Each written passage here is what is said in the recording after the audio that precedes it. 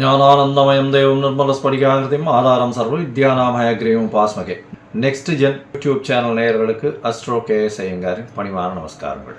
நேயர்கள் அனைவருக்கும் விஸ்வாவசு தமிழ் புத்தாண்டு நல்வாழ்த்துக்கள். எல்லாருக்கும் சௌக்கியமும் மங்களமும் உண்டாகட்டும். ஏப்ரல் 14, 2025 13, 4, 2026 வரணும் உண்டான காலகட்டத்தை தமிழ் வருஷ பிறப்பு, தமிழ் வருடம் என்று சொல்கிறோம். அது தமிழ் மாதத்தின் மூலியமாக தமிழ் வருடம் விஸ்வாவசு வருஷம் பிறக்கிறது. இப்போது நம்மளுக்கு போன வருஷம்ன்றது பார்க்கும்போது குரோதி வருஷம்னு சொல்கிறது. இப்போ விஸ்வாவசு வருஷம். சரி, இந்த விஸ்வாவசு வருஷத்தில் என்னென்ன கிரகச்சாரங்கள், கிரக மாற்றங்கள் இருக்குது, இந்த வருஷம் பிறக்கும் பொழுது என்ன கிரக நிலைகள் இருக்குது, என்னென்ன கிரகங்கள் மாற்றங்கள் அமையிறது, பெரிய கிரகங்கள் வருட கிரகங்கள்னு சொல்லக்கூடிய சூரியன், அதாவது குரு, சனி, ராகு, கேது இவர்களுடைய மாற்றங்கள் என்ன, மாத கிரகங்கள்னு சொல்லக்கூடிய சூரியன், செவ்வாய், புதன், சுக்கிரன் இவா 4 பேரும் மாத கிரகங்கள்னு சொல்லக்கூடியது. சந்திரன் தினக்கோள், அதாவது 2.25 நாளைக்கு ஒரு ராசியிலிருந்து அடுத்த ராசிக்கு போகிறார். பொதுவாகவே பார்த்தீங்கன்னா இந்த வருடம் பிறக்கும் பொழுது தமிழ் வருடத்தின் ராஜா அப்படின்னு குறிப்பிடக்கூடியவர் பங்குனி மாதத்தின் அமாவாசை வரக்கூடிய நாளின் அடுத்த நாள், அதாவது இந்த தெலுங்கு வருடம் யுகாதி இருக்கு இல்லையா, யுகாதி வருஷம் பிறக்கிறது இல்லையா, யுகாதி தெலுங்கு வருடம் பிறக்கக்கூடிய நாளை அந்த நாளின் ராஜா, அந்த நாளின் நாயகன் யாரோ, அதாவது கிரகம் எதுவோ அதுவே இந்த புது வருஷத்தின் ராஜாவாக எடுத்துக்கொள்ளப்படுறது. அதனால் இந்த வருஷம் பார்த்தேன்னா சூரியன் ராஜாவாகவும் அவரே சேனாதிபதியாகவும் அவரே அர்க்காதிபதியாகவும் வரார்.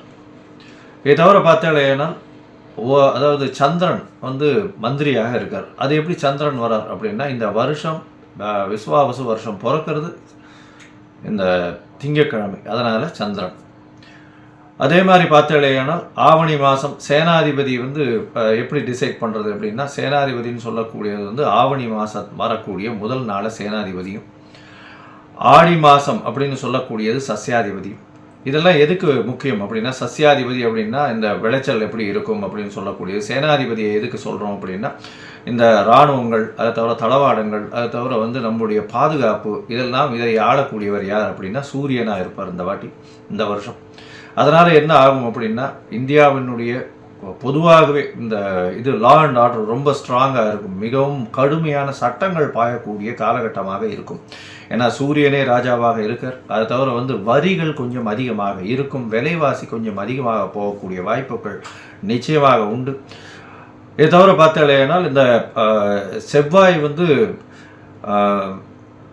உங்களுக்கு அதாவது இந்த வருஷம் தனாதிபதினு சொல்லக்கூடியவர் செவ்வாய். தனாதிபதி அதாவது தானியாதிபதினு சொல்லக்கூடியவர் செவ்வாய். தானியங்கள்லாம் விளைவிக்கிறதுக்கு செவ்வாய்ன்றதுனால நெருப்பின் மூலியமாக தானியங்கள்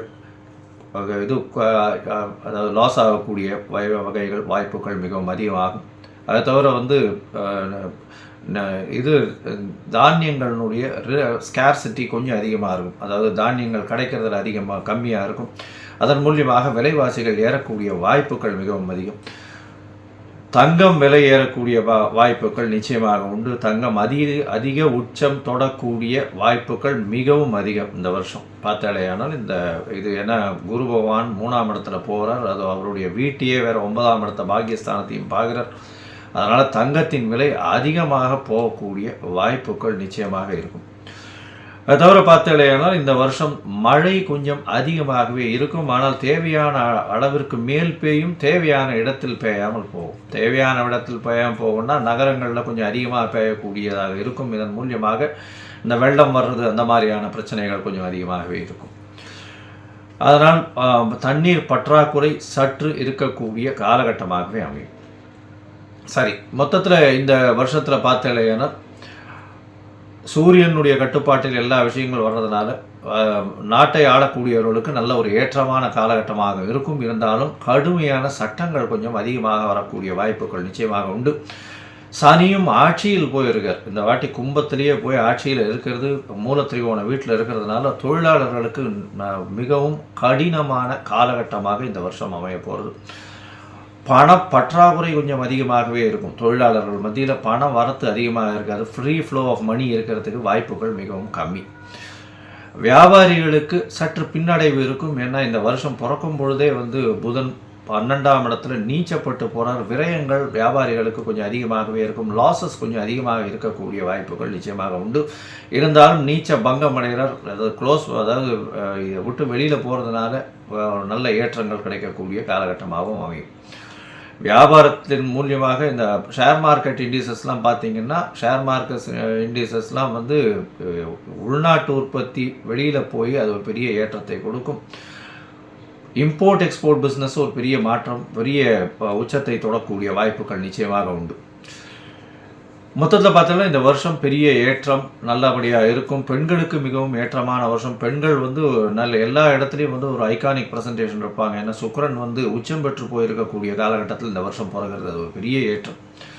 பரிவர்த்தனை யோகத்திலையும் பிறகுறது, அதாவது குருவின் பரிவர்த்தனையும் இருக்குது. அதனால் பணம், பெண்களின் கையில் பணம் ரொம்ப அதிகமாக இதுவாகும். அதாவது அதே மாதிரி இந்த களியாட்டங்கள்னு சொல்லக்கூடிய இந்த கிளாமர் இண்டஸ்ட்ரியில் கொஞ்சம் அதிகமாக செலவுகள் அதிகமாக இருக்கும்.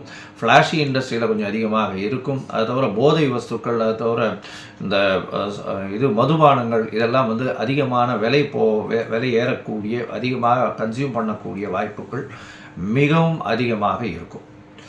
சரி, இந்த வருஷத்தினுடைய மாற்றங்கள் என்னென்ன அப்படின்றத பார்ப்போம். இந்த வருஷம் பிறக்கும் பொழுது பார்த்தோம்னா சூரியன், அதாவது சித்திர மாதம் அப்படின்றதுனால சூரியன் உச்சம் பெற்று மேஷத்தில் மேஷ ராசியில் இருக்க. காலபுருஷ தத்துவத்தின் 2ஆம் ராசியில் குரு, 4ஆம் ராசியில் அதாவது கடகத்தில் செவ்வாய் நீச்சப்பட்டும், கேது 6ஆம் இடத்திலும், சனி ஆட்சி மூலத்திரிகோணத்தோடு கும்பத்திலையும், அது தவிர ராகு, புதன், சுக்கிரன் இந்த 3 கிரகங்கள் மீனத்திலையும் இருக்குது. இந்த வருஷம் ஆரம்பிக்கும் பொழுது இந்த வருஷத்தின் வரக்கூடிய பயிற்சிகள்னு பார்த்தோம்னா, முதல்ல வரக்கூடிய பயிற்சி அப்படின்னா 26/4/2025 அன்னைக்கு ராகு கேது பெயர்றார். வாக்கிய பஞ்சாங்கம் பிரகாரம் ராகு பகவான் மீனத்திலிருந்து கும்பத்திலும், கேது கன்னியிலிருந்து சிம்மத்திலையும் வரார். இந்த வருஷம் பார்த்தாலேயானால் குரு பெயர்ச்சி வருது. குரு 11/5/2025 குரு தன்னுடைய ரிஷப ராசியிலிருந்து மிதுன ராசிக்கு போகிறார். அதாவது அவர் பரிவர்த்தனை யோகத்தில் இருந்தார். ரிஷப ராசியிலிருந்து மிதுன ராசிக்கு போகிறார் குரு. இந்த வருஷத்தில் கடைசியில் மார்ச் 6ஆம் தேதி 2026ஆம் வருஷம் அப்போ சனியினுடைய மாற்றம் இருக்குது. சனி வாக்கிய பஞ்சாங்க பிரகாரம் 6/3/2026 அன்னைக்கு தான் மாறுறார். கும்பத்திலிருந்து மீனத்துக்கு போகிறார். இதுதான் இந்த வருஷத்தினுடைய வருட கிரகங்கள்னு சொல்லக்கூடிய குரு, ராகு, கேது, சனியினுடைய மாற்றங்கள். சரி, இந்த மாற்றங்கள் என்னென்ன ஏற்றங்களையும் இறக்கங்களையும் கொடுக்கும்? மேஷம் முதல் மீனம் வரை உண்டான ராசிக்காரர்களுக்கு எப்படி இருக்கும் அப்படின்றத பார்க்கலாம். இதுக்கு நடுவில் என்னுடைய மொபைல் நம்பர் ஸ்க்ராலிங்கில் வந்துட்டுருக்கும். உங்களுக்கு அஸ்ட்ராலாஜிக்கல் கன்சல்ட் தேவைப்பட்டதுன்னா நீங்கள் எனக்கு ஃபோன் பண்ணுங்க. உங்களுக்கு உண்டான அப்பாயின்மெண்ட்டை தரேன். உங்களுடைய date, time, place of birth, உங்களுடைய பெயர், தாய் தகப்பனார் பெயர் அனுப்பிச்சி வைங்க. என்னுடைய கட்டணம் என்னென்னு போடுறேன். அதுக்கப்புறம் உங்களுக்கு அப்பாயின்மெண்ட் தரேன். உங்களுடைய அப்பாயின்மெண்ட்டை போடும்போது உங்களுடைய ஹாரஸ்கோப் போடுவோம். ஹாரஸ்கோப்பில் சந்தி இருக்கான்னு முதல்ல பார்க்கணும். ஏன்னா நட்சத்திர சந்தி, பாத சந்தி, அதை தவிர லக்ன சந்தி இதெல்லாம் இருந்ததுன்னா இந்த காலகட்டத்தில் நன்னா இருக்குதுன்னு நினச்சின்னு இருப்போம். ஆனால் நன்னா இருக்காது.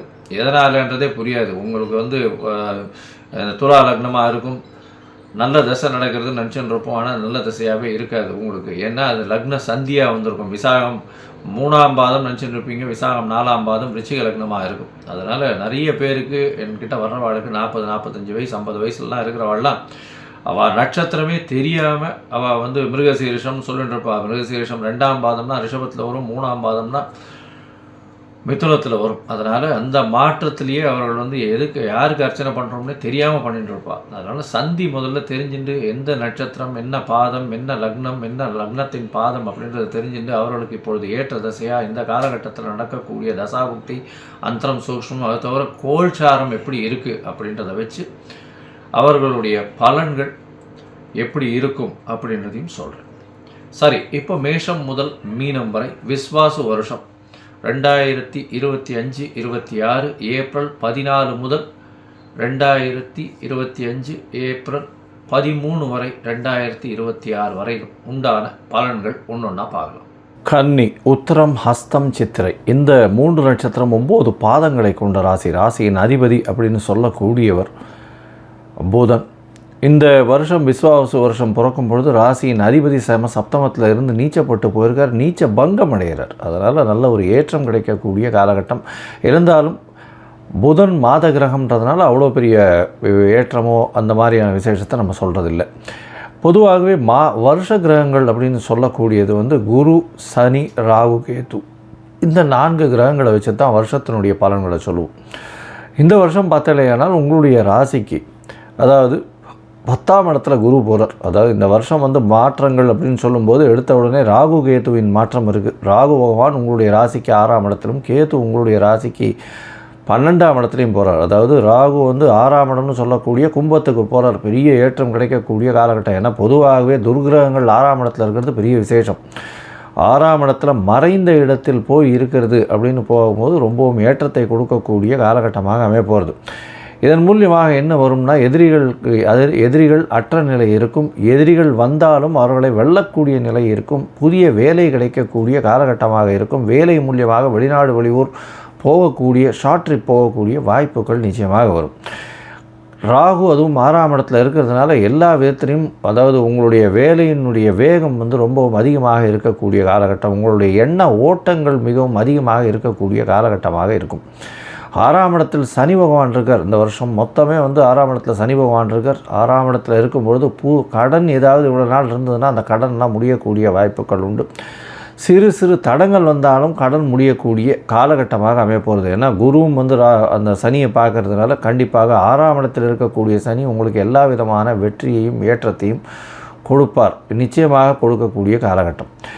இந்த வருஷம் எடுத்த உடனே ஒரு மாதம் 1.25 மாதத்துலேயே ராசிக்கு 10ஆம் இடத்துல குரு போகிறார். இவ்வளோ நாளாக 9ஆம் இடத்துல இருந்தார் குரு. அதுவும் குரு வக்ரகதி அடைஞ்சு திருப்பி இதுவாகி அதுக்கப்புறம் 10ஆம் இடத்துக்கு போகிறார். ராசிக்கு 10ஆம் இடத்துக்கு குரு போகும்பொழுது தொழிலில் ஒரு மாற்றங்கள் ஏற்படும். ஆனால் மாற்றங்கள் ஏற்றமாக இருக்கக்கூடிய வாய்ப்புகள் உண்டு. புதிய வேலை அமையக்கூடிய வாய்ப்பு, வேலையில் மாற்றங்கள் அமையக்கூடிய வாய்ப்புகள் இருக்கும். பண வரவிற்கு பஞ்சம் இருக்காது. ஏன்னா அதாவது தனக்காரகனே தனஸ்தானத்தை பார்க்குறது பெரிய விசேஷத்தை கொடுக்கக்கூடிய காலகட்டமாக அமைய போகிறது. அது தவிர பார்த்தீங்கன்னா உங்களுடைய ராசிக்கு அதாவது 4ஆம் இடத்தையும் பார்க்குறது. அதனால் படிக்கக்கூடிய மாணவர்களுக்கு நல்ல ஒரு ஏற்றம் இருக்கும். தாயின் உடல்நிலையில் நல்ல ஒரு ஏற்றம் இருக்கக்கூடிய காலகட்டமாக அமைய போகிறது. தாயின் உடல்நிலையில் நல்ல ஒரு ஏற்றம், புதிய வீடு மனை வாங்கக்கூடிய பாக்கியம், புதிய கடன் ஏற்படக்கூடிய வாய்ப்புகள் நிச்சயமாக இருக்குது. சுப செலவுகள் வரக்கூடிய வாய்ப்புகள் நிச்சயமாக இருக்குது. உங்களுடைய ராசிக்கு பார்த்தீங்கன்னா 12ஆம் இடத்துல கேது பகவான் போகிறார். தூக்கம் கெடக்கூடிய வாய்ப்பு, வெளியூர் வெளிமாநிலம் வெளிநாடு சென்று வரக்கூடிய வாய்ப்புகள் நிச்சயமாக இருக்கும். ஷார்ட் ட்ரிப் போயிட்டு வரக்கூடிய வாய்ப்புகள் இந்த வருஷம் நிச்சயமாக உண்டு. இந்த வருஷத்தில் பார்த்தாலேயானால் சனி உங்களுடைய ராசிக்கு 6ஆம் இடத்துல இருக்கிறதுனால எல்லா விதத்திலையும் வெற்றி பெறக்கூடிய வாய்ப்பு, எந்த ஒரு யாரையும் முந்தி செல்லக்கூடிய வாய்ப்புகள் நிச்சயமாக உண்டு. எடுத்த காரியத்தை நிச்சயமாக நிறைவேற்றக்கூடிய காலகட்டமாக அமைய போகிறது. மொத்தத்தில் பார்க்கும்பொழுது இந்த வருஷம் அதாவது விஸ்வாவசு வருஷம் பார்த்தாலேயானால் கன்னியா ராசிக்காரர்களுக்கு பெரிய ஏற்றத்தை கொடுக்கக்கூடிய காலகட்டமாக அமைய போகிறது. இந்த வருஷத்தில் எல்லா விதமான ஏற்றங்களும் இருக்கும். அதாவது பண வரவிற்கு பஞ்சம் இருக்காது. உடல் நலத்தில் நல்ல ஒரு ஏற்றம், என்ன கேது பகவானும் மாறிடுறார். உடல் நலத்தில் நல்ல ஏற்றம், எடுத்த காரியங்கள் நிச்சயமான வெற்றி, படிக்கக்கூடிய மாணவர்களுக்கு நிச்சயமாக ஏற்றம் கிடைக்கும். பண வருமானம் தடங்கள் இருக்காது. வெளிநாடு போய் படிக்கக்கூடிய பாக்கியம் உண்டு. போட்டித் தேர்வில் வெற்றி பெறக்கூடிய பாக்கியம் நிச்சயமாக உண்டு. படிக்கக்கூடிய மாணவர்களுக்கு நல்ல ஒரு ஏற்றமாக இருக்கும். தாயின் உடல்நிலையில் நல்ல ஒரு ஏற்றம், புதிய கடன் அமையக்கூடிய வாய்ப்புகள் உண்டு. புதிதாக வீடு மனை வாங்கக்கூடிய வாய்ப்புகள் உண்டு. இந்த காலகட்டத்தில் தூக்கம் கெடக்கூடிய வாய்ப்புகள் நிச்சயமாக இருக்கும். இந்த வருஷம் பார்த்தலையானால் உங்களுடைய ராசிக்கு 6ஆம் இடத்தில் இருக்கக்கூடிய ராகு அபரிமிதமான ஏற்றத்தை கொடுப்பார். புதிய வேலையில் மாற்றத்தை கொடுப்பார். அதில் வந்து பெரிய ப்ரமோஷனை கொடுத்து அபரிமிதமான ஏற்றங்களை கொடுக்கக்கூடிய காலகட்டமாக அமைய போகிறது. எதிர்பாராத இடத்திலிருந்து திடீர் பணவரவு வரக்கூடிய வாய்ப்புகள் நிச்சயமாக இருக்கும். எடுத்த காரியங்கள் நிச்சயமாக வெற்றி பெறக்கூடிய வாய்ப்பு. இந்த கன்னியாராசிக்காரர்கள், அதுவும் வந்து இந்த சார்ட்டர்ட் அக்கௌண்ட்டாக இருக்கிறவங்க, அதை தவிர பேப்பர் தொழில், பேப்பர் எழுத்து பணி, இந்த மாதிரியான விஷயங்கள், ஆர்ட் டைரக்டர்ஸாக இருக்கிறவங்க, அதை தவிர வந்து பார்த்தீங்கன்னா கம்யூனிகேஷன், இன்ஜினியரிங், பார்ட்னர்ஷிப் வியாபாரம், இந்த மாதிரியான வியாபாரங்கள் பண்ணுறவாளுகள்லாம் பெரிய ஏற்றம் கிடைக்கும். அது தவிர சொந்த தொழில் பண்ணுறவங்களுக்கு புதிய தொழில் அமையக்கூடிய வாய்ப்பும், புதிய தொழிலில் பெரிய ஏற்றம் கிடைக்கக்கூடிய வாய்ப்பும் நிச்சயமாக அமையும். பார்ட்னர்ஷிப் தொழிலில் பார்த்தீங்கன்னா சற்று பின்னடைவு இருந்தாலும் பார்ட்னர் கூட நல்ல ஒரு இணக்கம் செல்லக்கூடிய வாய்ப்புகள் நிச்சயமாக இருக்கும். உங்களுடைய ராசிக்கு பார்த்தீங்கன்னா எல்லா விதமான வெற்றிகளும் இந்த வருஷம் இருக்குது. இந்த வருஷம் நீங்கள் வந்து நாமக்கல் சென்று ஆஞ்சநேயர் ஒரு 2 தடவையாவது வழிபட்டு வாங்க, பெரிய ஏற்றம் கிடைக்கும். அவருக்கு ஒரு வெத்தலை மாலை சாத்திட்டு வாங்க. உங்களுடைய வாழ்வில் மிகப்பெரிய வசந்த காலம் வரும். இந்த வருஷம் கன்னியா ராசிக்காரர்களுக்கு 90 விழுக்காடு எல்லா விதமான வெற்றிகளும் வந்து சேரும்.